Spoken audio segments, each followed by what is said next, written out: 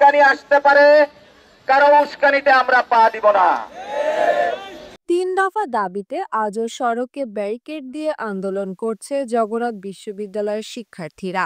তাদের সেই আন্দোলন বেগবান করতে ক্যাম্পাস থেকে বাসে করে কাকরাইল মোড় আসছেন বিশ্ববিদ্যালয়ের শিক্ষার্থী শিক্ষকরা। বান্ডেল থাকলে প্রতি সেনমানিতে টাকা বাঁচবে।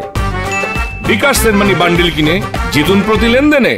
এখন পর্যন্ত বিশ্ববিদ্যালয়ে ২৫টি বাসের শিক্ষক শিক্ষার্থী এসেছেন। ক্যাম্পাস থেকে কিছুক্ষণ পরপরই বাস ছাড়ছে কাকরাইলের উদ্দেশ্যে। বৃহস্পতিবার সকাল ৯টা ৩০ থেকে একে একে ২৫টি বাস, যার মধ্যে ৩টি ছিল দোতলা, কাকরাইল মোড়ে এসে পৌঁছায়। এসব বাসে প্রায় কয়েক হাজার শিক্ষক শিক্ষার্থী, কর্মকর্তা ও কর্মচারী অংশ নেন। আন্দোলনের মূল কেন্দ্রবিন্দু হয়ে ওঠে প্রধান বিচারপতির বাসভবনের সামনের সড়ক ও কাকরাইল মসজিদ সংলগ্ন এলাকা।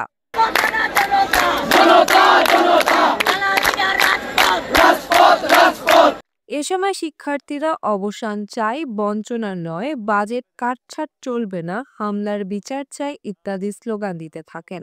প্রায় ২৪ ঘন্টা ধরে জগন্নাথ বিশ্ববিদ্যালয়ের শিক্ষার্থীরা কাকরাইলে অবস্থান করছে।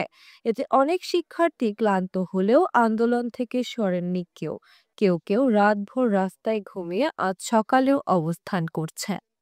সাইমা শারমিন হক, ঢাকা ট্রিবিউন।